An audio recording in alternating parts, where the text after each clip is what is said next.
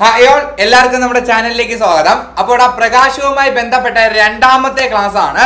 So നമ്മൾ already ഒരു ക്ലാസ്സിൽ എന്താണ് പ്രകാശം എന്ന് പഠിച്ചു. അതിലെ വൺ വേർഡ് പോയിന്റ്സ് എല്ലാം പഠിച്ചായിരുന്നു. കാണാതെ പഠിക്കേണ്ട ഏരിയ ആയിരുന്നു, കംപ്ലീറ്റ് ചെയ്തു. ഇന്നത്തെ ക്ലാസ്സിൽ നമ്മൾ പ്രകാശ പ്രതിഭാസങ്ങളിലേക്ക് കടക്കുകയാണ്. നമ്മുടെ പയ്യന്മാരെല്ലാം ഉള്ളത് ഇവിടെയാണ്. നല്ല ലെങ്തി സെക്ഷൻ ആയിരിക്കും, കാരണം ഒരുപാട് കാര്യങ്ങൾ പഠിക്കാൻ വേണ്ടിയുണ്ട്. എടാ, ഇതിൽ ആദ്യമേ തന്നെ ഞാൻ പറയാം, ഈ മൂന്നാൾക്കാര് PSC പോയിന്റ് ഓഫ് വ്യൂവിലാണ്. ഈ മൂന്നാൾക്കാരെ പഠിക്കാനാണ് നിങ്ങൾക്ക് ഒരുപാട് സമയം എടുക്കുന്നത്. ബാക്കിയുള്ള ആൾക്കാരെ നിങ്ങൾക്ക് പെട്ടെന്ന് പഠിച്ചു തീർക്കാൻ വേണ്ടി പറ്റും. പിന്നെ ഫോട്ടോ ഇലക്ട്രിക് എഫക്റ്റ് മാത്രമേ കുറച്ച് സമയം എടുക്കുള്ളൂ. പിന്നെ വിസരണത്തിലും ചെറിയ കുറച്ച് സമയം എടുക്കും. സോ ഫസ്റ്റ് ഓഫ് ഓൾ ഈ മൂന്നാൾക്കാർ പഠിക്കാൻ വേണ്ടിയാണ് ടൈം എടുക്കുന്നത്. നല്ല ടൈം എടുത്ത് വരച്ച് ഡീറ്റെയിൽ ആയിട്ട് ഈ മൂന്നാൾക്കാരെ പഠിച്ച് വയ്ക്കണം. ഏറ്റവും കൂടുതൽ ക്വസ്റ്റ്യൻ വരുന്ന ഏരിയ ആണ്. ക്ലിയർ? ഓക്കെ, ശരി. അങ്ങനെയാണെങ്കിൽ ആദ്യം കിടക്കുന്നത് ഏതാണ്? അപവർത്തനം. സോ നിങ്ങൾ ആദ്യം നമുക്ക് അപവർത്തനത്തെ പറ്റി പഠിക്കാം. അപവർത്തനത്തെ പറ്റി പറയുന്നതിന് മുമ്പ് ഞാൻ അപവർത്തനത്തിന്റെ ഇംഗ്ലീഷ് പറയുന്നു. റിഫ്രാക്ഷൻ എന്നാണ് ഇംഗ്ലീഷ്. ഇംഗ്ലീഷ് എന്താണ്ട്? റിഫ്രാക്ഷൻ. എൻ്റെ പൊന്നട, അങ്ങനെയാണെന്നുണ്ടെങ്കിൽ നോക്കിക്കോ, റിഫ്രാക്ഷൻ ആണ് അപവർത്തനം. നമുക്കറിയാം റിഫ്ലക്ഷൻ. നമ്മൾ റിഫ്ലക്ഷൻ എന്ന് കേട്ടിട്ടില്ലേ? എന്താണ് റിഫ്ലക്ഷൻ എന്ന് ചോദിച്ചാൽ അതിൻ്റെ മലയാളം പ്രതിപതനം എന്ന് നമ്മൾ പറയാറുണ്ട്. അതുപോലെ തന്നെ പ്രതിഫലനം എന്ന് നമ്മൾ എന്ത് ചെയ്യാറുണ്ട്? പറയാറുണ്ട്. അപ്പൊ പ്രതിപതനം എന്ന് പറഞ്ഞാലും റിഫ്ലക്ഷൻ ആണ്, പ്രതിഫലനം എന്ന് പറയുന്നതും റിഫ്ലക്ഷൻ ആണ്. രണ്ട് വാക്കും ശരിയാണ്. ആ കാര്യം നിങ്ങൾക്ക് ഓക്കെ അല്ലേ? എന്താണ് പ്രതിപതനം? അത് നമുക്ക് ആദ്യം നോക്കാം. സോ ഇവിടെ ഒരു സർഫസ് ഉണ്ടെന്ന് വിചാരിക്കാം. ഈ സർഫസിൽ ഒരു പ്രകാശരശ്മി വന്ന് പതിക്കുന്നു. പ്രകാശത്തിന്റെ ലൈറ്റ് റേ, അതിനെയാണ് പ്രകാശരശ്മി എന്ന് വിളിക്കുന്നതാണ്. സോ ഇതാണ് ഒരു പ്രകാശരശ്മി. ഈ വന്ന് പതിക്കുന്ന പ്രകാശരശ്മി തട്ടി തിരിച്ചു പോകുന്നതിനെയാണ് നമ്മൾ പ്രതിപതനം എന്ന് വിളിക്കുന്നത്. ക്ലിയർ ആയോ? വന്ന് തട്ടി തിരിച്ചു പോകുന്നതാണ് ഇത് പ്രതിപതനം എന്ന് പറയുന്ന കേസ്, അഥവാ റിഫ്ലക്ഷൻ, പ്രതിഫലനം എന്ന് പറഞ്ഞ കേസ്. സോ ഈ വന്ന് പതിച്ച ഈ ഒരു രശ്മിയെ, ഈ വന്ന് പതിച്ച രശ്മിയില്ലേ, ഇതിനെ നമ്മൾ വിളിക്കുന്ന പേരാണ് പതനരശ്മി. എന്തെന്ന് വിളിക്കുന്നു? പതനരശ്മി എന്ന് വിളിക്കുന്നു. ക്ലിയർ? അപ്പോൾ ഈ ലൈറ്റിന്റെ ഡയറക്ഷൻ കാണിക്കാനാണ് ഈ ആരോ മാർക്ക്. എങ്ങോട്ട് പോകുന്നു എന്നുള്ളതാണ് ഈ ആരോ മാർക്ക് കൊണ്ട് ഉദ്ദേശിക്കുന്നത്. ക്ലിയർ അല്ലേ? സോ വന്ന് പതിച്ച രശ്മി പതനരശ്മി. ഇനി ഇവിടെ നോക്ക്, ഈ രശ്മിയാണ് ഇത് വന്ന് പതിച്ച് തിരിച്ചു പോയ രശ്മി അല്ലേ? രശ്മി ലൈറ്റ് റേ, അത്രയുള്ള വന്ന് പതിച്ച് തിരിച്ചു പോയത് ഇതല്ലേ? സോ ഇതാണ് പ്രതിപതന രശ്മി. എന്ത് രശ്മിയടാ? പ്രതിപതന രശ്മി. ക്ലിയർ ആണേ നിങ്ങൾക്ക് ഇത്രയും കാര്യം? പ്രതിപതന രശ്മി. ഓക്കെ, ഇനി അടുത്ത് ഇവിടെ ഇംഗ്ലീഷ് പറയാൻ പറഞ്ഞ എന്താണ്? ഇതാണ് ഇൻസിഡന്റ് റേ, ഇതാണ് റിഫ്ലക്റ്റഡ് റേ. ഇൻസിഡന്റ് റേയും റിഫ്ലക്റ്റഡ് റേയും. സോ ഇനി ഞാൻ ഇവിടെ എന്ത് ചെയ്യുന്നു വെച്ചാൽ, ഈ വന്ന് പതിച്ച ഈ പോയിന്റില് ഇതിന്റെ നേരെ ഞാൻ ഒരു ഇമാജിനറി ലൈൻ വരയ്ക്കും. സത്യത്തിൽ അവിടെ അങ്ങനെ ഒരു ലൈൻ ഇല്ല, പക്ഷേ അതിന്റെ നേരെ ഞാൻ എന്ത് വരയ്ക്കുന്നു? ഒരു ഇമാജിനറി ലൈൻ വരയ്ക്കുന്നു. എന്താണ്? ഇമാജിനറി ലൈൻ വരയ്ക്കുന്നു. സോ ഈ ഇമാജിനറി ലൈനിനെ ഞാൻ വിളിക്കുന്ന പേരാണ് ലംബം. നേരെയാണ് ഇത്, ഈ ലൈൻ നേരെയാണ് കിടക്കുന്നത്. ഇതിന് ലൈനെ ഞാൻ വിളിക്കുന്ന പേരാണ് ലംബം. ഇംഗ്ലീഷിൽ നോർമൽ. ഇതിന് എന്തെന്ന് വിളിക്കും? ഇംഗ്ലീഷിൽ നോർമൽ, അഥവാ മലയാളത്തിൽ എന്തെന്ന് വിളിക്കും? മലയാളത്തിൽ ഇതിനെ ലംബം എന്നെന്ത് ചെയ്യും? വിളിക്കും. ലംബം എന്നെന്ത് ചെയ്യും? വിളിക്കും. അത് ഞാൻ ഇവിടെ ഒരു കാര്യം പറഞ്ഞാണ്, നിങ്ങൾ അതിലോട്ട് പോകണ്ട.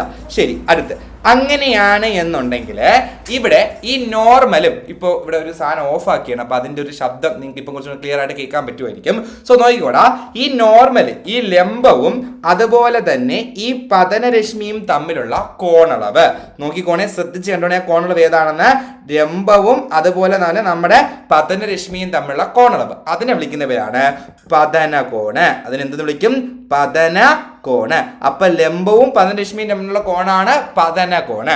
അങ്ങനെയാണ് എന്നുണ്ടെങ്കിൽ കുറച്ച് സൂം ചെയ്ത് തരാം.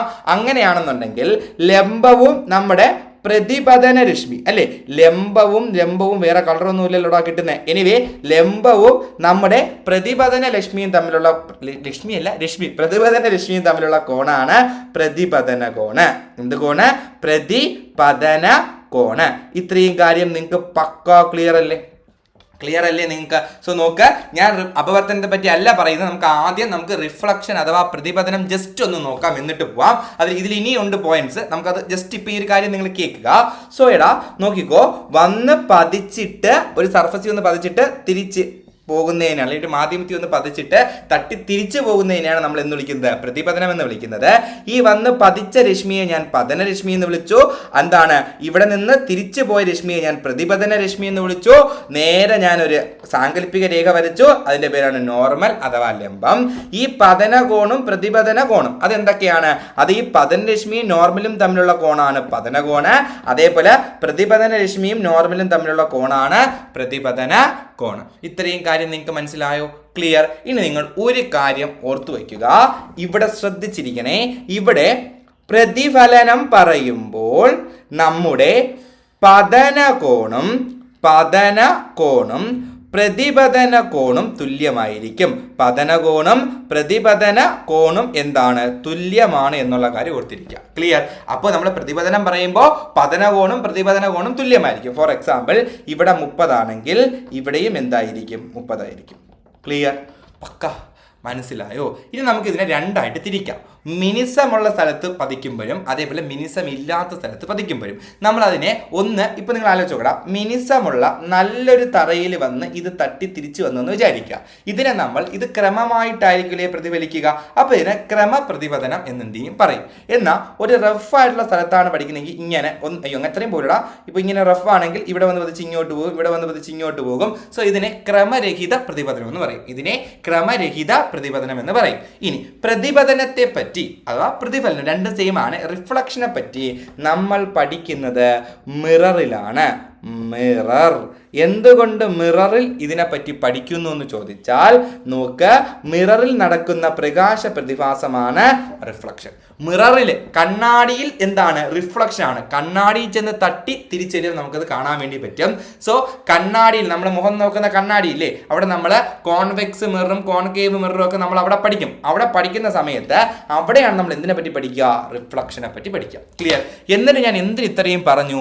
എടാ, റിഫ്ലക്ഷൻ വേറെ, റിഫ്രാക്ഷൻ അപവർത്തനം വേറെ. അത് മനസ്സിലാക്കാനാണ് ഞാൻ ഇത് പറഞ്ഞു തന്നത്. ക്ലിയർ ആയോ നിങ്ങൾക്ക്? സോ അപ്പോൾ റിഫ്ലക്ഷൻ ഇത് നമ്മൾ ചിലപ്പോൾ ഒന്നും കൂടെ പഠിക്കും മിററില്. സോ എനിവേ നിങ്ങൾ ഇത്രയും കാര്യം മനസ്സിലായില്ലേ? ഇവിടെ ഞാൻ പറഞ്ഞ പ്രധാനപ്പെട്ട പോയിന്റ് എന്താണ്? പതനകോണും പ്രതിപതന കോണും തുല്യമാണ്. പതനകോണും പ്രതിപതന കോണും തുല്യമാണ്. ഓക്കെ, ശരി. അങ്ങനെയാണെങ്കിൽ നമ്മൾ ഇനി പഠിക്കാൻ പോകുന്നു റിഫ്രാക്ഷൻ അഥവാ അപവർത്തനം. റിഫ്ലക്ഷനിൽ തട്ടി തിരിച്ചു വരികയല്ലേ ചെയ്തത്? റിഫ്രാക്ഷനിൽ തട്ടി അപ്പുറത്തോട്ട് തന്നെ പോകും. തട്ടി തുളച്ച് അപ്പുറത്തോട്ട് പോകുന്നതാണ് റിഫ്രാക്ഷൻ, തട്ടി തിരിച്ചു വരുന്നതാണ് റിഫ്ലക്ഷൻ. സോ നമുക്ക് നോക്കാം എന്താണ് അപവർത്തനം. നമുക്ക് ആദ്യം അതിന്റെ ഡെഫിനിഷൻ ഒന്ന് വായിക്കാം. ഏടാ, പ്രകാശം ഒരു മാധ്യമത്തിൽ നിന്ന് മറ്റൊരു മാധ്യമത്തിലേക്ക് സഞ്ചരിക്കുമ്പോൾ പ്രകാശത്തിന്റെ പാതയിൽ ഉണ്ടാകുന്ന വ്യതിയാനത്തെയാണ് നമ്മൾ അപവർത്തനം എന്ന് വിളിക്കുന്നത്. ഇവിടെ എന്താണ് എഴുതി വെച്ചിരിക്കുന്നത്? പ്രകാശം ഒരു മാധ്യമത്തിൽ നിന്ന് വ്യത്യസ്തമായ മറ്റൊരു മാധ്യമത്തിലേക്ക് കടക്കുമ്പോൾ അതിന്റെ പാതയ്ക്ക് വ്യതിയാനം സംഭവിക്കുന്നു. പ്രകാശത്തിന്റെ ഈ പ്രതിഭാസമാണ് അപവർത്തനം. എടാ, ഒന്നുമില്ലടാ, പ്രകാശം ഒരു മാധ്യമത്തിൽ മറ്റൊരു മാധ്യമത്തിലോട്ട് പോകുമ്പോൾ പ്രകാശം ചരിയും. പ്രകാശം എന്ത് ചെയ്യും? ചരിയും. ഈ വ്യതിയാനത്തെ വിളിക്കുന്ന പേരാണ് അപവർത്തനം. ഒരു പ്രാവശ്യം എന്നോട് പറയോ, പ്രകാശം ഒരു മാധ്യമത്തിൽ നിന്ന് മറ്റൊരു മാധ്യമത്തിലോട്ട് പോകുമ്പോൾ പ്രകാശത്തിന്റെ പാതയിൽ ഒരു ചരിവുണ്ടാകും, ഒരു വ്യതിയാനം ഉണ്ടാകും. ഇതിനെ വിളിക്കുന്ന പേരാണ് അപവർത്തനം. ശരി, അങ്ങനെയാണെങ്കിൽ അത് നമുക്കൊന്ന് വരയ്ക്കാം. അപവർത്തനം വരച്ച് നമുക്ക് രേഖപ്പെടുത്താം. സോ ഇതിവിടെ വിട്ടേരെ, ഞാൻ തന്നെ പ്ലെയിൻ ഇട്ട് വരയ്ക്കാമേ. സോ നോക്കിക്കോടാ, ഫസ്റ്റ് ഞാൻ ഇവിടെ ദാ രണ്ട് മാധ്യമം എടുത്തു. ഇതാണ് ബൗണ്ടറി. ഈ ബൗണ്ടറി വെച്ച് രണ്ട് മാധ്യമമാക്കി മാറ്റിയേ. എന്നിട്ട് അതിനുശേഷം നിങ്ങൾക്ക് കാണാൻ പറ്റുന്നുണ്ട് എന്നാണ് എൻ്റെ ഒരു വിശ്വാസം. അതിനുശേഷം ദാ ഇത് മാധ്യമം 1, ഇത് മാധ്യമം 2. അപ്പൊ മാധ്യമം എന്നൊക്കെ പറഞ്ഞാൽ നിങ്ങൾക്ക് കൺഫ്യൂഷൻ വരും. സോ നമുക്ക് എന്ത് ചെയ്യാം? എഴുതാടാ, ഇത് വായു എന്ന് പറയുന്ന മാധ്യമം, ഇത് ജലം എന്ന് പറയുന്ന മറ്റൊരു മാധ്യമം. ക്ലിയർ. സോ വായുവിൽ നിന്ന് പ്രകാശം വരികയാണ്. ഇതാണ് പ്രകാശം വരുന്നു. ക്ലിയർ. വരുമ്പോൾ ഇങ്ങോട്ടാണ് വരുന്നത് എന്ന് നമുക്ക് എങ്ങനെ സൂചിപ്പിക്കാം? മറ്റേ ഡയറക്ഷൻ ഇട്ട് കൊടുക്കാം. പ്രകാശം വരികയാണ്. ഈ വരുന്ന പ്രകാശം എടാ ഇവിടെ നിന്ന് നേരെ ഇങ്ങനെയല്ലേ പോവേണ്ടത്? പ്രകാശം സഞ്ചരിക്കുന്നത്, നല്ല കോൾഡ് ഉണ്ടോ, നല്ല പനിയുണ്ട്, എനിവേ പ്രകാശം സഞ്ചരിക്കുന്നത് നേരെയാണ് അല്ലേ? പ്രകാശം സഞ്ചരിക്കുന്നത് നേരെയാണ്. ഒരിക്കലും പ്രകാശം ചരിഞ്ഞോ വളഞ്ഞോ സഞ്ചരിക്കില്ല. പ്രകാശം നേരെയാണ് സഞ്ചരിക്കുന്നത്. സോ ഈ വരുന്ന പ്രകാശം നേരെ ഇങ്ങനെയല്ലേ പോവേണ്ടത്? നിങ്ങൾ ആലോചിച്ച് നോക്കടാ, നേരെ ഈ വരുന്ന പ്രകാശം നേരെ ഇങ്ങനെയല്ലേ പോവേണ്ടത്? എന്നാൽ അങ്ങനെ പോകുന്നതിന് പകരം പ്രകാശം എന്ത് ചെയ്യും? ഒന്ന് ചരിയും. പ്രകാശം എന്ത് ചെയ്യും? ചരിയും. ക്ലിയർ ആയോ? അപ്പൊ പ്രകാശത്തിന്റെ പാതയിൽ എന്തുണ്ടായി? വ്യതിയാനം ഉണ്ടായി. ഈ പരിപാടിയെ നമ്മൾ വിളിക്കുന്ന പേരാണ് അപവർത്തനം. ക്ലിയർ. പ്രകാശം ഒരു മാധ്യമത്തിൽ നിന്ന് മറ്റൊരു മാധ്യമത്തിലേക്ക് സഞ്ചരിച്ചപ്പോൾ പ്രകാശത്തിന്റെ പാതയിൽ ഒരു ചരിവ്, ലാലേട്ടനെ പോലെ ഒരു ചരിവുണ്ടായി. ഫാൽക്കെ അവാർഡൊക്കെ കിട്ടി അങ്ങ് നിൽക്കുകയാണ് നമ്മുടെ ഏട്ടൻ. എനിവേ ഒരു ചരിവുണ്ടായി. ഇതിനെ നമ്മൾ വിളിക്കുന്ന പേരാണ് അപവർത്തനം. എന്താണ്? അപവർത്തനം. ശരി, അങ്ങനെയാണെങ്കിൽ ഇനി നമുക്ക് ഇവിടെ കുറച്ച് കാര്യങ്ങളൊക്കെ അടയാളപ്പെടുത്താം. സോ നേരത്തെ നമ്മൾ ഒരു നോർമൽ വരച്ചത് ഓർമ്മയില്ലേ നിങ്ങൾക്ക്? ആ വന്ന് പതിച്ച ആ ഇൻസിഡന്റിന്റെ നേരെ ഒരു നോർമൽ വരച്ചില്ലേ? സോ അതേപോലെ ഞാൻ ഇവിടെയും എന്ത് ചെയ്യാണ്? വരയ്ക്കുകയാണ്. ഞാൻ സാങ്കല്പികമായ ഒരു രേഖ എന്ത് ചെയ്തു? വരച്ചു. ഇത് കറക്റ്റായിട്ട് സ്ട്രെയിറ്റ് ആയിട്ടാണ്ടാ പോണത്. ഞാൻ വരയ്ക്കുമ്പോൾ ഇങ്ങനെ കുളമായി പോവുകയാണേ. നേരെ വരച്ചു. ഇതിനെ നമ്മൾ നേരത്തെ വിളിച്ച അതേ പേര് തന്നെ വിളിക്കുന്നു ലംബം. ഇംഗ്ലീഷ് എന്താണ്? നോർമൽ. ഓക്കെ അല്ലേ? ഇങ്ങനെ ഒരു രേഖ അവിടെ ഉണ്ടോ? ഇങ്ങനെ ഒരു വര അവിടെ ഉണ്ടോ? ഇല്ല. ഇതൊരു സാങ്കല്പിക രേഖയാണ്. അടുത്ത വന്ന് പതിച്ച രശ്മി. ഇതല്ലേ ഇതിൽ വന്ന് പതിച്ച രശ്മി? ഈ പതിച്ച രശ്മിയെ നമ്മൾ എല്ലായിടത്തും എന്തെന്നാണ് വിളിക്കുന്നത്? പതന രശ്മി എന്ന് തന്നെയാണ് വിളിക്കുന്നത്. സോ ഇവന് നമ്മൾ പേരിട്ട് കൊടുക്കുന്നു ഗായ്സ്. ഇവന്റെ പേരാണ് പതന രശ്മി. നേരത്തെയും പതന രശ്മി വന്ന് പതിച്ചത് പതന രശ്മി. ഇനി അടുത്ത് ഇവിടെ ഇതെന്ത് രശ്മിയാണ്? ഇത് അപവർത്തനം സംഭവിച്ചതിന് ശേഷമുള്ള രശ്മി അല്ലേ? ക്ലിയർ? ഇത് വന്ന് പതിച്ച രശ്മി, ഇത് അപവർത്തനം സംഭവിച്ച രശ്മി. സോ ഇതിനെ നമ്മൾ എന്തെന്ന് വിളിക്കുന്നു? അപവർത്തന രശ്മി എന്ന് വിളിക്കുന്നു. എന്താണ്? അപവർത്തന രശ്മി എന്നെന്ത് ചെയ്തു? വിളിച്ചു. ഓക്കെ അല്ലേ? ഇത്രയും കാര്യം ക്ലിയർ? എടാ ഇവിടെ എന്താണ്? ഇവിടെ നേരത്തെ വന്ന് പതിച്ച രശ്മി പതന രശ്മി. ഇവിടെ റിഫ്ലക്ഷൻ അല്ലേ സംഭവിച്ചത്? പ്രതിപതനം അല്ലേ സംഭവിച്ചത്? സോ അതുകൊണ്ട് ഇത് പ്രതിപതന രശ്മി. ഇവിടെ എന്ത് സംഭവിച്ചു? ഇവിടെ വന്ന് തട്ടി അകത്തൂടെ അപ്പുറത്തല്ലേ പോയത്? അത് അപവർത്തനം സംഭവിച്ചല്ലേ? അതുകൊണ്ട് അതിനെ നമ്മൾ എന്തെന്ന് വിളിച്ചു? അപവർത്തന രശ്മി എന്ന് വിളിച്ചു. ക്ലിയർ ആണ് നിങ്ങൾക്ക്? അടുത്ത് ഇംഗ്ലീഷ് എന്താണ്? ഇത് ഇൻസിഡന്റ് റേ എന്ന് തന്നെയാണ്ട. ഇത് റിഫ്രാക്റ്റഡ് റേ. റിഫ്രാക്ഷൻ റേ എന്ന് പറയരുത്, റിഫ്രാക്റ്റഡ് റേ. അപവർത്തനം സംഭവിച്ച രശ്മി. അടുത്ത് പതന രശ്മിയും നോർമലും തമ്മിലുള്ള കോണാണ് പതന കോണ്. എന്തെന്ന് പറയൂടാ? പതന കോണ്. ശരി, നമ്മൾ നേരത്തെ പറഞ്ഞു അല്ലേ? ഇതിനെ നമ്മൾ പതന കോണിനെ നമ്മൾ സൂചിപ്പിക്കുന്ന ലെറ്റർ കൂടി ഓർത്തു വെച്ചോ. ഐ എന്ന ലെറ്റർ കൊണ്ടാണ് സൂചിപ്പിക്കുന്നത്. ഏത് ലെറ്റർ ആണ്? I. Okay, angle of incidence എന്ന് പറയും. അടുത്ത് അങ്ങനെയാണെങ്കിൽ നോർമലും അപവർത്തന രശ്മിയും തമ്മിലുള്ള കോണയുടെ പതന രശ്മിയും നോർമലും തമ്മിൽ ഉണ്ടാക്കിയത് പതന കോണ്. അപ്പൊ അപവർത്തന രശ്മിയും നോർമലും തമ്മിൽ ഉണ്ടാക്കുന്ന കോണാണ് ഏത്? അപവർത്തന കോണ്. എന്തെന്ന് പറയും? അപവർത്തന കോണ്. ഇമ്പോർട്ടന്റ് ആണ് അപവർത്തന കോണ്. ഇതിനെ നമ്മൾ സ്മോൾ ലെറ്റർ R കൊണ്ട് സൂചിപ്പിക്കും. സ്മോൾ ലെറ്റർ R കൊണ്ട് സൂചിപ്പിക്കും. Angle of refraction. Angle of refraction. ഇത്രയും കാര്യം നിങ്ങൾക്ക് മനസ്സിലായില്ലേ? ഇനി നമ്മൾ ഇവിടെ പഠിച്ചൊരു പോയിന്റ് ഇല്ലേടാ? നമ്മൾ പഠിച്ചു പതന കോണും അപവർത്തന കോണും തുല്യമായിരിക്കും എന്ന് പഠിച്ചില്ലേ? പതനകോണും പ്രതിപതന കോണും തുല്യമായിരിക്കുമെന്ന് നമ്മൾ ഇവിടെ പഠിച്ചില്ലേ? പതനകോണും പ്രതിപതന കോണും തുല്യമായിരിക്കുമെന്ന് ഇവിടെ നമ്മൾ പഠിച്ചു. എന്നാൽ ഇവിടെ നമുക്കത് പറയാൻ പറ്റൂല.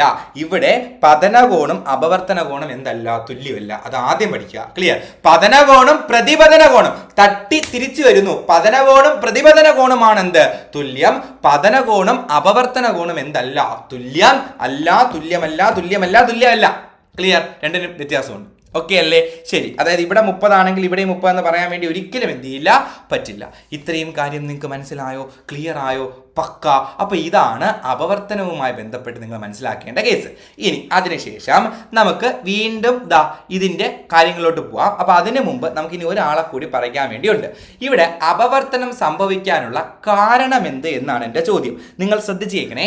പ്രകാശം നേരെ വന്ന പ്രകാശം ഈ മാധ്യമം മാറിയപ്പോൾ എന്തുകൊണ്ട് ഇവൻ വളഞ്ഞു, എന്തുകൊണ്ട് ഇവൻ ചരിഞ്ഞു എന്ന് ചോദിച്ചാൽ ആ ചരിയുന്നതിനല്ലേ അപവർത്തനം എന്ന് വിളിച്ചത്. സോ അപവർത്തനത്തിന്റെ കാരണം എന്താണ് എന്ന് PSC നിങ്ങളോട് ചോദിച്ചാൽ നിങ്ങൾ ശ്രദ്ധിച്ചതിന്റെ ഉത്തരം ഞാൻ ഇവിടെ എഴുതുന്ന ഫ്ലോ നോക്കിക്കോണേ, ഇല്ലെങ്കിൽ തെറ്റിപ്പോയേ.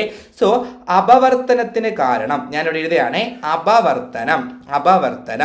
അപവർത്തനത്തിന് കാരണം എന്താണെന്ന് ചോദിച്ചാൽ നിങ്ങൾ പറയണം മാധ്യമം മാറുമ്പോൾ പ്രകാശത്തിന്റെ വേഗത മാറുന്നു.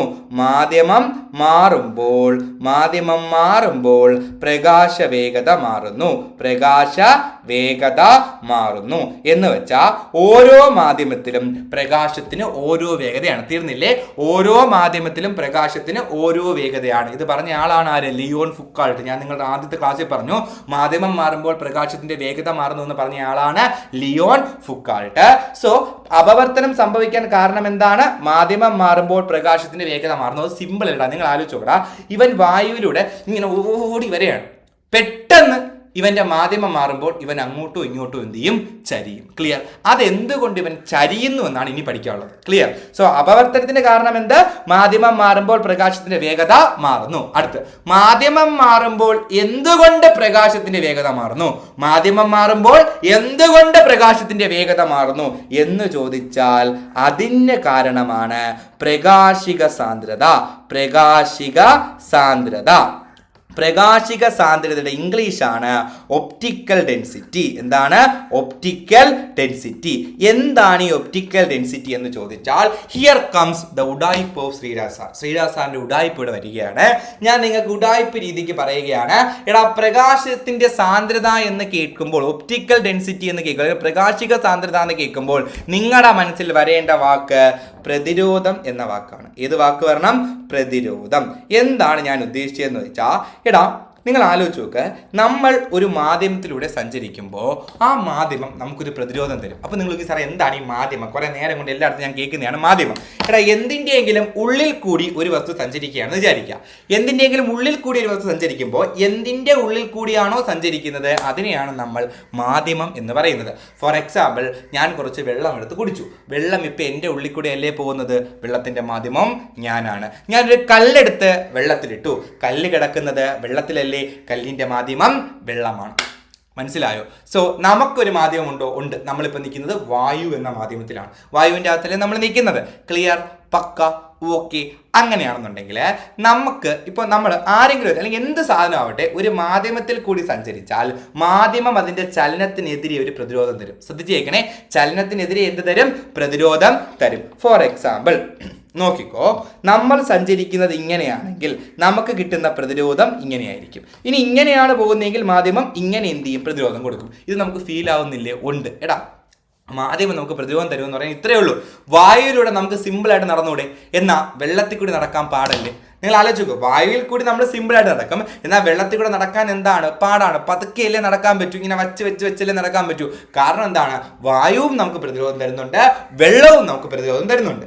വായു തരുന്ന പ്രതിരോധം എന്താണ്? കുറവാണ്. അതുകൊണ്ട് നമുക്ക് വേഗത്തിൽ പോവാം. എന്നാൽ വെള്ളം തരുന്ന പ്രതിരോധം എന്താണ്? കൂടുതലാണ്. അപ്പം നമുക്ക് പതുക്കെ പോകാൻ പറ്റുള്ളൂ. കോൺസെപ്റ്റ് ആലോചിച്ച് നോക്ക്.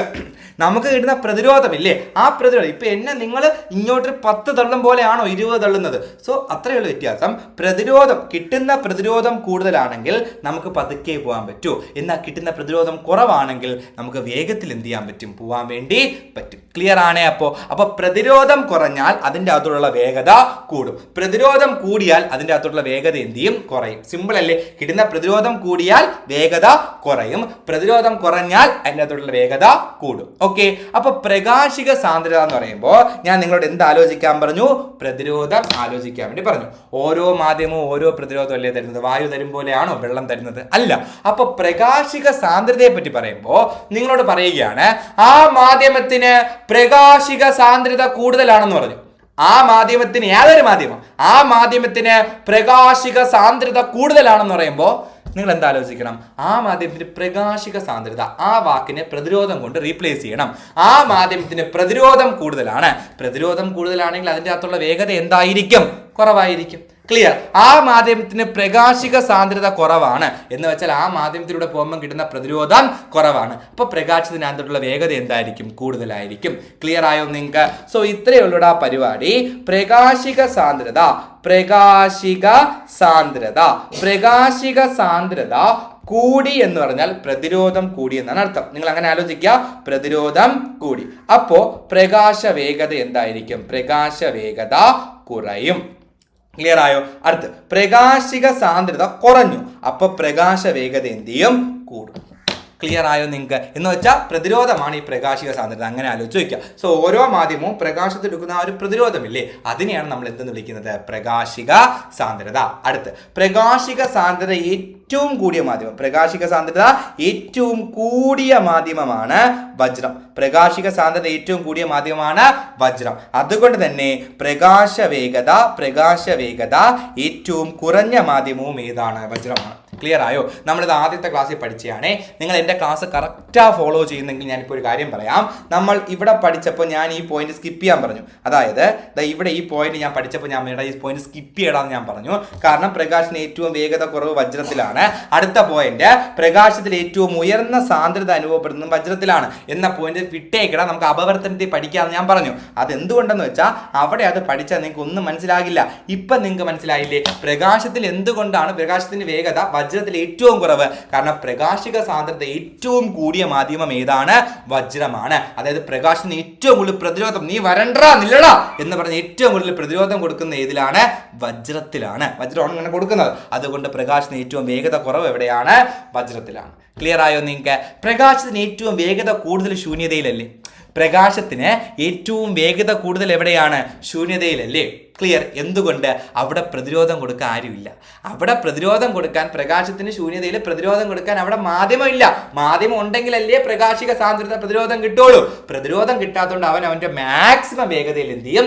സഞ്ചരിക്കും. മനസ്സിലായോ? അവൻ അവന്റെ മാക്സിമം വേഗതയിൽ സഞ്ചരിക്കും. അങ്ങനെയുള്ള പ്രകാശത്തിന്റെ ഒരു മാധ്യമത്തിലൂടെയുള്ള വേഗത അല്ലെങ്കിൽ പ്രകാശത്തിന്റെ ശൂന്യതയിലെ വേഗതയാണ് എത്ര?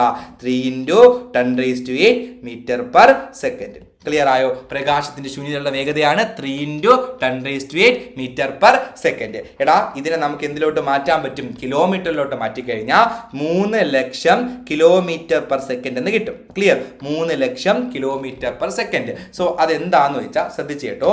3 × 10⁸ അല്ലേ? അതെന്താണ് എഴുതി വെച്ചിരിക്കുന്നത്? 3 × 1 ശേഷം 8 0. എടാ ഇതിനർത്ഥം 10 ശേഷം 8 0 എന്നല്ല, 1 ശേഷം 8 0 എന്നാണ്. കാരണം നിങ്ങൾ 10ന്റെ സ്ക്വയർ 100 അല്ലേ? അപ്പോൾ 1 ശേഷമല്ലേ എത്ര 0 വരുന്നത്? 2 0 വരുന്നത്. സോ അപ്പോൾ 1 ശേഷം 8 0. 1 2 3 4 5 6 7 8 ഈ 0 ഉൾപ്പെടെയാണ് 8 0. അപ്പോൾ 1 × 3 എത്രയാണ്? 3 അല്ലേ? സോ ഈ ഒരു സംഖ്യയാണ് ഇവിടെ ഇങ്ങനെ എഴുതി വെച്ചിരിക്കുന്നത്. ഇത്രയും മീറ്റർ, ഒരു സെക്കൻഡിൽ ഇത്രയും മീറ്റർ സഞ്ചരിക്കുന്നു. ഇതിന് ഈ കിലോമീറ്റർ ആക്കാൻ എത്ര കൊണ്ട് ഡിവൈഡ് ചെയ്താൽ മതി? 1000 കൊണ്ട് ഡിവൈഡ് ചെയ്താൽ പോരെ? സോ ഈ 3 0-ഉം ഈ 3 0-ഉം വെട്ടിപ്പോയാ നോക്ക്, 1 10 100 1000 10000 ലക്ഷം. അതാണ് 3 ലക്ഷം km/s. അതായത് 3 × 10⁸ മീറ്റർ/സെക്കൻഡ്. ഒരു സെക്കൻഡിൽ ഇത്ര മീറ്റർ സഞ്ചരിക്കും, അല്ലെങ്കിൽ 3 ലക്ഷം കിലോമീറ്റർ സഞ്ചരിക്കും. ഇതിനെയും എനിക്ക് ഇതേപോലെ എഴുതാൻ പറ്റും. 3 × 10⁻, എത്ര 0? 1 2 3 4 5. അപ്പോൾ 5 0 5 km/s. km/h എന്ന് എഴുതുന്നത് km/s. ക്ലിയർ ആണേ നിങ്ങൾക്ക്? ഓക്കെ, പക്ക, ശരി. അങ്ങനെയാണ് എന്നുണ്ടെങ്കിൽ ഞാൻ അടുത്തതിലോട്ട് പോവുകയാണേ. അപ്പോൾ പ്രകാശത്തിന് ഏറ്റവും കൂടുതൽ വേഗത ശൂന്യതയിലാണ്. ശൂന്യതയിലെ പ്രകാശ വേഗത 3 രീതിക്ക് പറയാം. 3 × 10⁸ മീറ്റർ/സെക്കൻഡ്, അല്ലെങ്കിൽ 3 × 10⁵ km/s, അഥവാ 3 ലക്ഷം km/s. ക്ലിയർ ആയോ നിങ്ങൾക്ക്? സോ ഇതുവരെ ഞാൻ പറഞ്ഞ കാര്യങ്ങൾ എന്തൊക്കെയാണ് ശ്രദ്ധിച്ചേക്കേടാ. പ്രകാശത്തിന് ഓരോ മാധ്യമത്തിലും ഓരോ വേഗതയാണ്. അതിന് കാരണം എന്താണ്? പ്രകാശത്തിന്റെ പ്രകാശിക സാന്ദ്രത. എന്താണ് ഈ പ്രകാശിക സാന്ദ്രത? ഓരോ മാധ്യമത്തിലും പ്രകാശത്തിലിടുന്ന പ്രകാശിക സാന്ദ്രത വേറെയാണ്. എന്താണ് അർത്ഥം? പ്രതിരോധം. ഓരോ മാധ്യമവും കൊടുക്കുന്ന പ്രതിരോധം വേറെ വേറെയാണ്. പ്രകാശിക സാന്ദ്രത കൂടിയെന്ന് വെച്ചാൽ അവിടെ പ്രതിരോധം കൂടി. പ്രകാശിക സാന്ദ്രത കുറഞ്ഞു എന്ന് വെച്ചാൽ അവിടെ പ്രതിരോധം എന്ത് ചെയ്തു? കുറഞ്ഞു. ഇതാണ് അർത്ഥം വരുന്നത്. ആ ഒരു കോൺസെപ്റ്റ് എവിടെ ഇടണം? മനസ്സിലിടണം. ശരി, അങ്ങനെയാണ് എന്നുണ്ടെങ്കിൽ പ്രകാശത്തിന് ഏറ്റവും കൂടുതൽ പ്രകാശിക സാന്ദ്രത ബ്രാക്കറ്റിൽ പ്രതിരോധം അനുഭവപ്പെടുന്നത് വജ്രത്തിലാണ്. ഏതിലാണ്?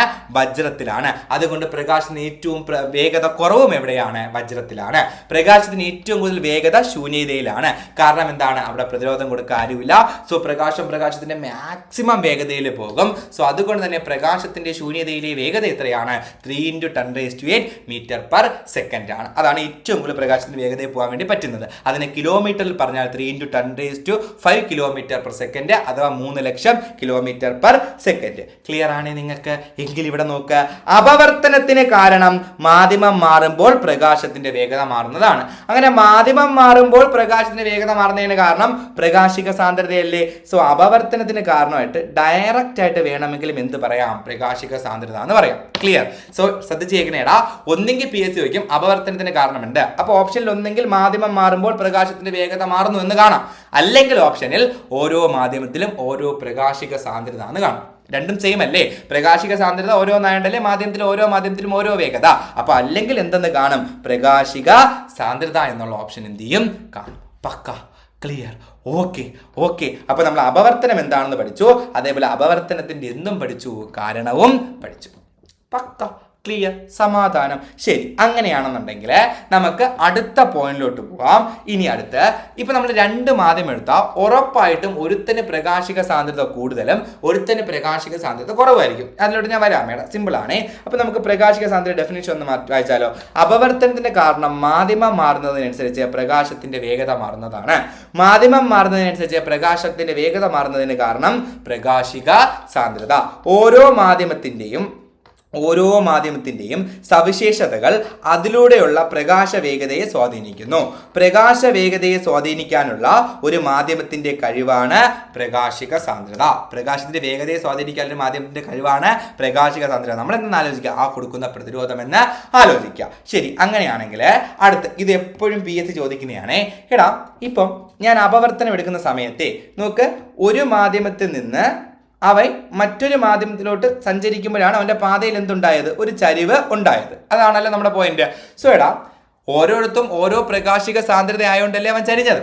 കാരണം പ്രകാശിക സാന്ദ്രത മാറുമ്പോഴാണ് എന്ത് സംഭവിക്കുന്നത്, പ്രതിരോധം മാറി എന്ന് പറയുന്നത്. അപ്പൊ അവൻ എന്ത് ചെയ്യും, ചരിയും. സോ രണ്ട് മാധ്യമം ഞാൻ എടുത്താല്, ഒന്ന് വായുവും ഒന്ന് ജലവും എടുത്ത്, ഒന്ന് വായു എടുത്ത് ഒന്ന് ഏതെടുത്ത് ജലമെടുത്തു, ഉറപ്പായിട്ടും ഇതിൽ ഒരുത്തന് സാന്ദ്രത കൂടുതലും ഒരുത്തന് സാന്ദ്രത കുറവായിരിക്കും അല്ലേ? രണ്ടുപേരെ കമ്പയർ ചെയ്യുമ്പോൾ എപ്പോഴും ഒരുത്തന് സാന്ദ്രത കൂടുതലും ഒരുത്തന് സാന്ദ്രത എന്തുമായിരിക്കും, കുറവായിരിക്കും. ഫോർ എക്സാമ്പിൾ ഇപ്പോൾ ഞാൻ എന്നെയും നിങ്ങളെ എടുത്തു, ഒരു പക്ഷേ ഞാൻ വണ്ണം കൂടുതലും നിങ്ങൾ വണ്ണം കുറവായിരിക്കും അല്ലേ?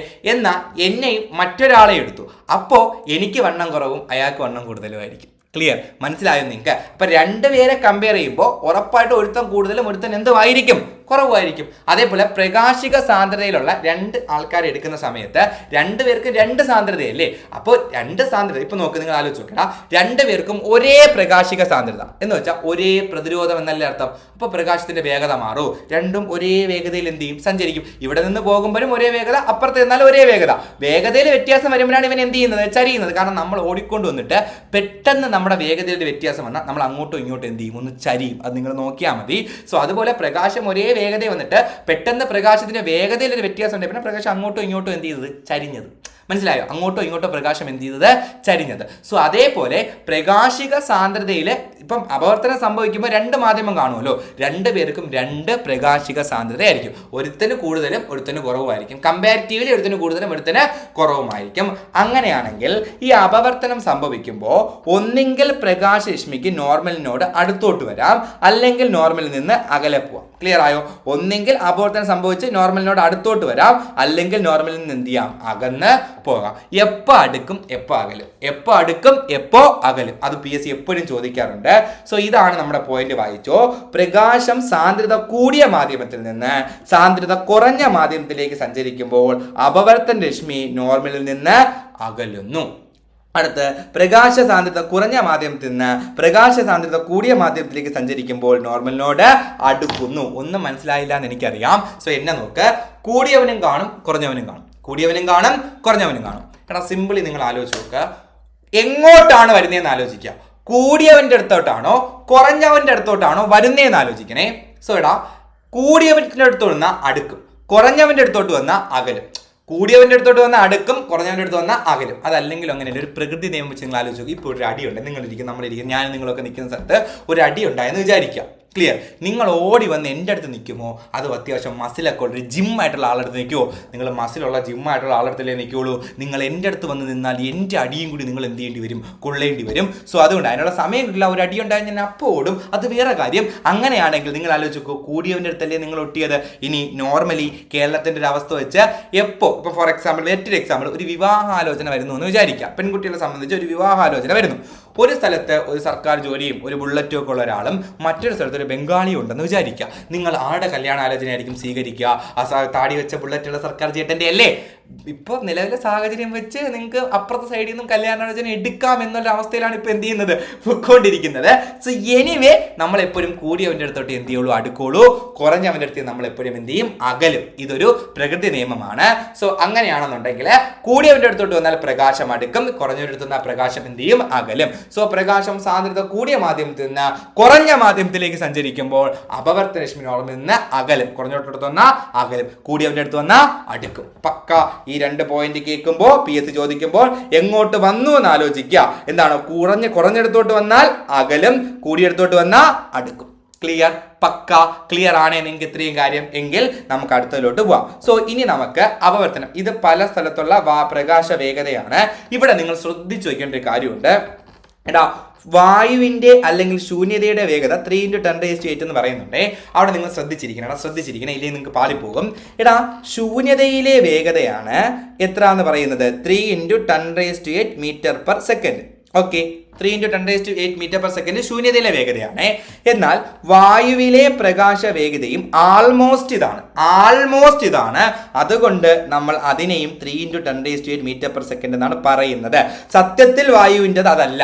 വായുവിലെ വേഗത സെയിം ആണോ? വായുവിലെ ശൂന്യതയിലെ വേഗത തുല്യമാണോ? അല്ല. പക്ഷെ ആൾമോസ്റ്റ് തുല്യമായതുകൊണ്ട് ന്യൂമറിക്കലി നമ്മൾ രണ്ടും എന്താണ് എടുക്കുക?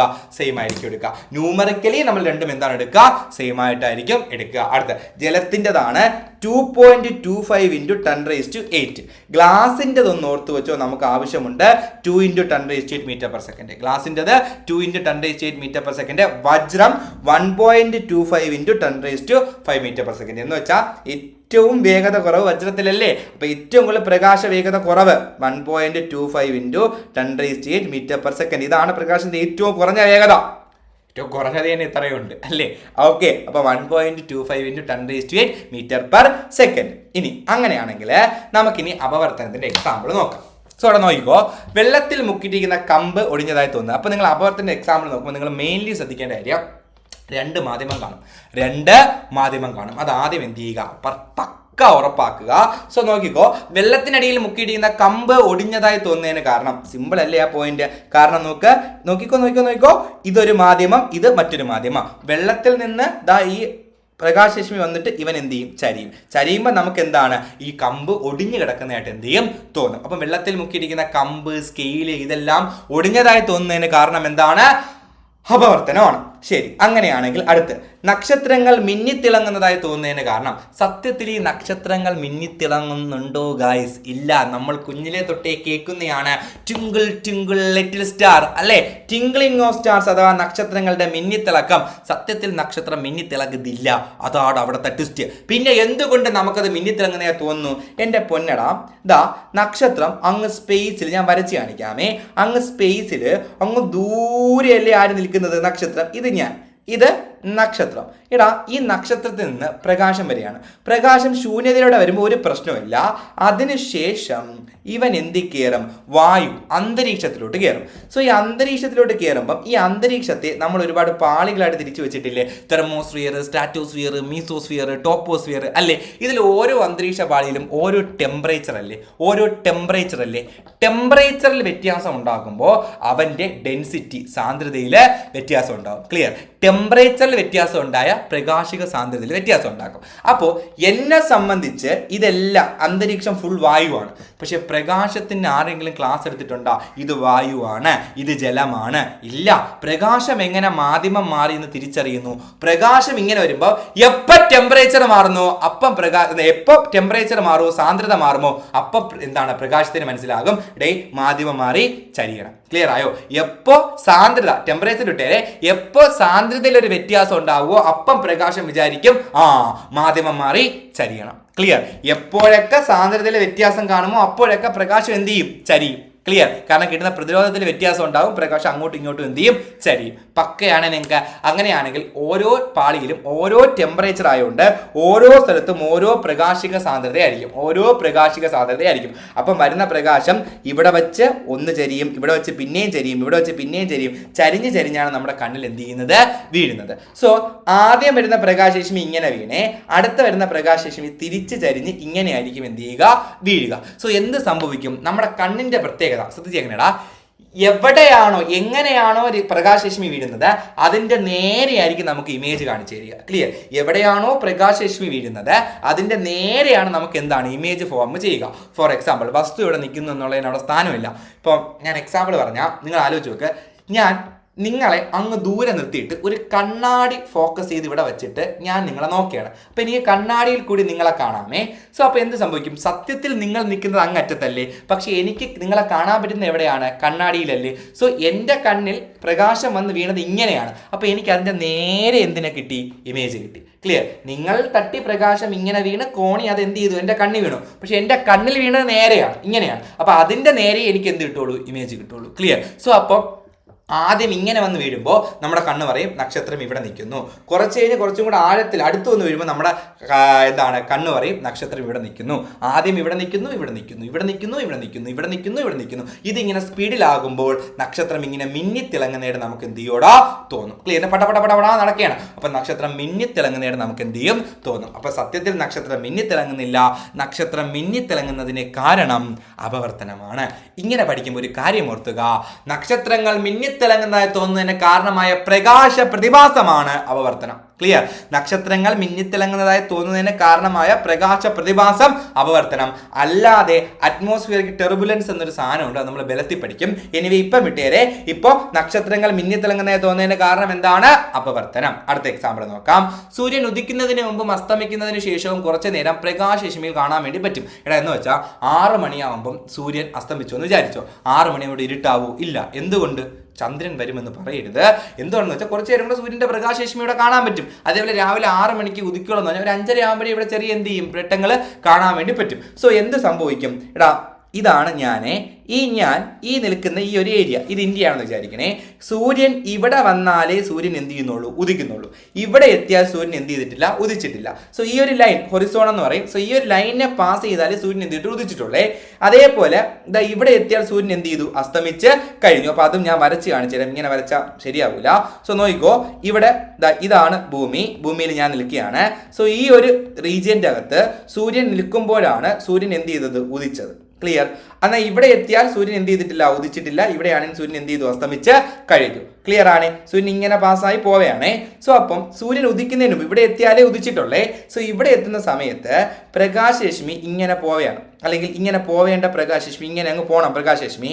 എന്നാൽ അങ്ങനെ പോകാൻ പോകുന്നതിന് പകരം ഇങ്ങനെ പ്രകാശരശ്മി പോകുമ്പോൾ ഇവിടെ അന്തരീക്ഷം ഇല്ലേ, അന്തരീക്ഷത്തിലോട്ട് കയറുമ്പോൾ പ്രകാശരശ്മിക്ക് അപവർത്തനം സംഭവിക്കും. മാധ്യമമാറിയിലെ അപവർത്തനം സംഭവിച്ച് ഇങ്ങോട്ട് വരും. ക്ലിയർ? ഇവിടെയും അതേപോലെ മര്യാദയ്ക്ക് പോകേണ്ട പ്രകാശരശ്മി അപവർത്തനം സംഭവിച്ച് ഇങ്ങോട്ട് വരും. അപ്പൊ സൂര്യൻ ഉദിക്കുന്നതിന് മുമ്പും അസ്തമിച്ചതിന് ശേഷവും കുറച്ചു നേരം പ്രകാശരശ്മികൾ കാണാൻ വേണ്ടി നമുക്ക് സാധിക്കും. അതിന് കാരണം എന്താണ്? അപവർത്തനമാണ്. പക്ക ശരി. അടുത്ത് നോക്കിക്കോ, വെള്ളത്തിനടിയിലെ വസ്തുക്കളുടെ സ്ഥാനം തെറ്റായി തോന്നുന്നത് അപവർത്തനമാണ്. അതായത് ഇപ്പൊ ഫോർ എക്സാമ്പിൾ നമ്മൾ കുളത്തിൽ പോകുമ്പോൾ അവിടെ എഴുതി വെച്ചേക്കും ഈ കുളത്തിൽ നിങ്ങൾ വിചാരിക്കും പോലെയാണ്, അവിടെ കുറച്ചും കൂടെ ആഴക്കൂടുതലുണ്ട്, നോക്കിയും കണ്ടു ഇറങ്ങണമെന്ന് പറയും അല്ലേ. അതേപോലെ വാട്ടർ ടാങ്കിന്റെ അടിഭാഗത്ത് വെള്ളം നിറച്ച് വെച്ചിട്ട് വീടിന്റെ മുകളിലെ ടാങ്കിലിടാം. അതിൻ്റെ അകത്ത് നോക്കിക്കഴിഞ്ഞാൽ അതിനൊരു ആഴക്കുറവ്, നിങ്ങൾക്ക് അത് ചെറുതായിട്ട് എന്ത് ചെയ്യും? ചെറുതാണ്, ഇത്രയുള്ള ടാങ്ക് എന്ന് എന്ത് ചെയ്യും വിചാരിക്കും.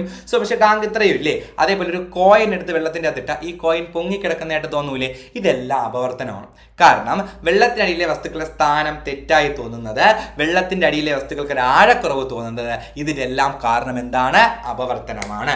ഓക്കെ ശരി. അങ്ങനെയാണെന്നുണ്ടെങ്കിൽ അടുത്ത് മീൻ പിടിക്കാൻ പോയിട്ടുണ്ടോ? മീൻ പിടിക്കാൻ പോകുമ്പോൾ നമ്മൾ മീനിനെ, സത്യത്തിൽ മീനുള്ളത് ഇവിടെയാണെങ്കിൽ മീനിനെ കാണുന്നത് കുറച്ച് മുകളിലായിരിക്കും അല്ലെ, അല്ലെങ്കിൽ തെറ്റായിട്ടായിരിക്കും കാണുക. എന്ന് വെച്ചാൽ നിങ്ങൾ ആരെങ്കിലും കൈയിട്ട് മീനിനെ പിടിച്ചിട്ടുണ്ടോ? ഇങ്ങനെ കൈയിട്ട് മീനിനെ പിടിച്ചിട്ടുണ്ടോ? ഇല്ല. കാരണം അങ്ങനെ പിടിച്ചിട്ടുണ്ടെങ്കിൽ നിങ്ങൾക്ക് ഭയങ്കര കഴിവുണ്ട്. ഇങ്ങനെ കൈയിട്ട് മീനിനെ പിടിക്കുന്നത് ഞാൻ അവിടെ കൃഷി സിനിമയിൽ മാത്രമേ കണ്ടിട്ടുള്ളൂടാ. അല്ലാതെ കൈയിട്ട് മീനെ പിടിക്കാമല്ല. കാരണം മീൻ നിൽക്കുന്ന സ്ഥലത്തല്ല നമ്മൾ എന്ത് ചെയ്യുന്നത്? കൈയിടുന്നത്. സോ നിങ്ങൾ ആലോചിച്ച് നോക്കടാ, എൻ്റെ കയ്യിൽ ഒരു ഫിഷ് ടാങ്ക് ഉണ്ട്. ഒരു ഫിഷ് ടാങ്ക്, വീട്ടിലിരിക്കുന്ന ഫിഷ് ടാങ്കിൻ്റെ അകത്ത് ഞാൻ കൈയിട്ട മീനിനെ കിട്ടൂല, പക്ഷെ മീൻ ഓടും. എന്തുകൊണ്ടാണ് മീൻ ഓടുന്നത് എന്ന് ചോദിച്ചു കഴിഞ്ഞാൽ അതിൻ്റെ സ്ഥാനത്ത് പിടിച്ചുകൊണ്ടല്ല, അത് നിൽക്കുന്ന ആ വെള്ളം കുലുങ്ങയല്ലേ. ഫോർ എക്സാമ്പിൾ ഇപ്പോൾ നിങ്ങൾ ഇരിക്കുന്ന സ്ഥലത്ത് ഒരു ഭൂകമ്പം ഉണ്ടാവുകയാണെന്ന് വിചാരിക്കുക. അപ്പോൾ ഞാൻ പറയാണ്, ഈ 36 മിനിറ്റ് എന്തോ ആയി ക്ലാസ്, ഇത്രയും നേരമായിട്ട് നിങ്ങൾ കണ്ടുകൊണ്ടിരിക്കില്ലടാ, കുറച്ച് നേരം കൂടി ഇരി, നിങ്ങൾക്ക് 1 മാർക്ക് ഉറപ്പായി കിട്ടുമെന്ന് നിങ്ങൾ പറയും. നീ വീട്ടിൽ പോടാ, നിനക്ക് വയ്യടാ, ഭൂകമ്പം എന്ന് പറഞ്ഞാൽ നിങ്ങൾ എന്ത് ചെയ്യും? ഉള്ള ജീവനും കൊണ്ട് ഓടും അല്ലേ. അതാണ് മീനും ചെയ്യുന്നത്. മീനും ഭൂകമ്പം പോലെ ഇരിക്കുന്നത് കുലുങ്ങുമ്പോൾ ഉള്ള ജീവനും കൊണ്ട് മീൻ എന്ത് ചെയ്യുന്നു? ഓടുന്നു. അല്ലാതെ ഉള്ള സ്ഥലത്തല്ല നമ്മൾ കൈയിട്ടത്. ഇനി മീൻ എനിക്ക് കറക്റ്റ് സ്ഥലത്ത് കാണണം, കറക്റ്റ് സ്ഥലത്ത് എനിക്ക് എന്ത് ചെയ്യണം? മീനിനെ അല്ലെങ്കിൽ മീൻ എനിക്ക് കറക്റ്റായിട്ട് പിടിക്കണമെങ്കിൽ ഞാൻ എന്ത് ചെയ്യണം? ആലോചിച്ചു. മീനിനെ കറക്റ്റായിട്ട് പിടിക്കണമെങ്കിൽ എന്ത് ചെയ്യണം? ഫിഷ് ടാങ്കിൻ്റെ അകത്ത് തലയിട്ട് നോക്കിയാൽ പോരെ. അങ്ങനെ തലയിട്ട് നോക്കുമ്പോൾ നമ്മളും മീനും ഒരേ മാധ്യമത്തിലാവൂലേ? അപവർത്തനം സംഭവിക്കണമെങ്കിൽ പ്രകാശിക സാന്ദ്രതയിൽ വ്യത്യാസമുള്ള 2 മാധ്യമം ഉണ്ടായിരിക്കണം അല്ലേ? പ്രകാശിക സാന്ദ്രതയിൽ വ്യത്യാസമുള്ള 2 മാധ്യമം ഉണ്ടെങ്കിൽ എന്തുള്ളൂ? അപവർത്തനം ഉള്ളൂ. ക്ലിയർ? ഒറ്റ മാധ്യമമാണെങ്കിൽ അപവർത്തനമില്ല. തലയിട്ടപ്പോൾ നമ്മൾ മീനും ഒരേ മാധ്യമത്തിലായില്ലേടാ, അത്രയേ ഉള്ളൂ. അല്ലെങ്കിൽ ഈ തലയിടം എന്ത് സംഭവിക്കും? ശ്വാസം മുട്ടിച്ചാകും. അത് വേറൊരു കേസ്. അതുകൊണ്ട് തന്നെ തല വലിച്ച് മുകളിലെടുത്തിട്ട് ലംബമായി നോക്കിയാൽ മതി. എങ്ങനെ നോക്കിയാൽ മതി?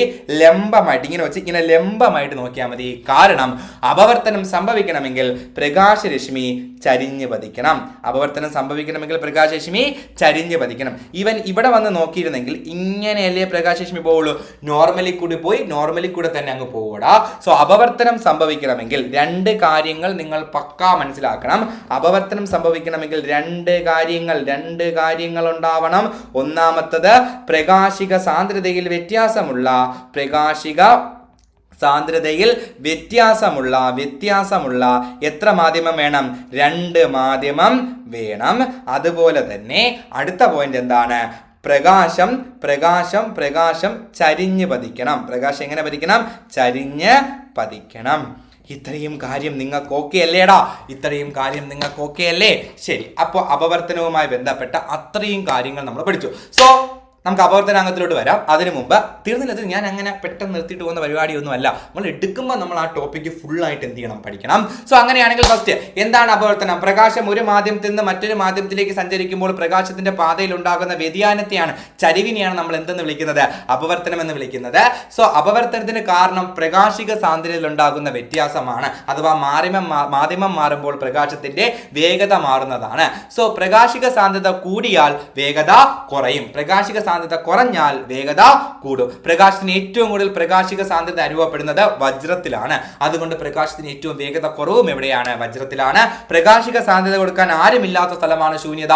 അതുകൊണ്ട് പ്രകാശത്തിന് ഏറ്റവും കൂടുതൽ വേഗത കിട്ടുന്നത് ശൂന്യതയിലാണ്. ഇനി അതിനുശേഷം പ്രകാശിക സാന്ദ്രത കൂടിയ മാധ്യമത്തിൽ നിന്ന് കുറഞ്ഞ മാധ്യമത്തിലോട്ട് പ്രകാശം സഞ്ചരിക്കുമ്പോൾ അപവർത്തന രശ്മി നോർമലിനോട് അകലുന്നു, അല്ലെങ്കിൽ നോർമലിൽ നിന്ന് അകലുന്നു. കുറഞ്ഞിടത്തോട്ട് വന്ന അകലും. അടുത്ത പ്രകാശിക സാന്ദ്രത കുറഞ്ഞെടുത്ത് നിന്ന് കൂടിയിടത്തോട്ട് സഞ്ചരിക്കുമ്പോൾ നോർമലിനോട് അടുക്കുന്നു. എങ്ങോട്ട് വരുന്നത് നോക്കുക. കുറഞ്ഞിടത്തോട്ട് വന്ന അകലും, കൂടിയിടത്തോട്ട് വന്ന അടുക്കും. ശരി, അങ്ങനെയാണെങ്കിൽ നമ്മൾ വജ്രത്തിലെ പ്രകാശ വേഗത പറഞ്ഞു 1.25 × 10⁰ ആണ്. ഓർത്ത് വെച്ചാൽ 1.25 × 10⁸ ആണ്. ശൂന്യതയിലെയും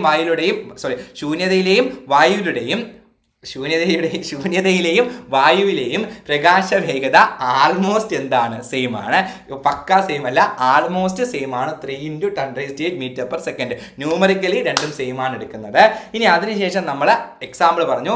നക്ഷത്രങ്ങൾ മിന്നിത്തിളങ്ങുന്നതായി തോന്നുന്നതിന് കാരണം, വെള്ളത്തിൽ നമുക്ക് ഇരിക്കുന്ന കമ്പ് ഒടിഞ്ഞതായി തോന്നുന്നതിന് കാരണം, വെള്ളത്തിനടിയിലെ വസ്തുക്കൾ പൊങ്ങിക്കിടക്കുന്നതായി തോന്നുന്നതിന് കാരണം, ആഴക്കുറവ് തോന്നുന്നതിന് കാരണം, സൂര്യൻ ഉദിക്കുന്നതിന് മുമ്പും അസ്തമിച്ചതിന് ശേഷവും കുറച്ചു നേരം പ്രകാശരശ്മികൾ കാണാൻ കഴിയുന്നതിന് കാരണം, ഇതെല്ലാം എന്താണ്? അപവർത്തനമാണ്. അപവർത്തനത്തിന്റെ എക്സാമ്പിളുകളാണ്. ഓക്കെ, ശരി. അങ്ങനെയാണെങ്കിൽ നമുക്ക് ബാക്കി പോവാടാ. ഈ ഒരു സെക്ഷൻ കൂടെ പഠിപ്പിച്ചിട്ടേ ഞാൻ നിർത്തുവോളെ, ഇല്ലെങ്കിൽ കാര്യമില്ല. അപവർത്തനാങ്കം എന്താണ്? അപവർത്തനാങ്കം എന്ന് ചോദിച്ചാൽ പതനകോണിന്റെയും അപവർത്തന കോണിന്റെയും സൈൻ വിലകൾ തമ്മിലുള്ള അനുപാത വില ഒരു സ്ഥിരസംഖ്യയായിരിക്കും.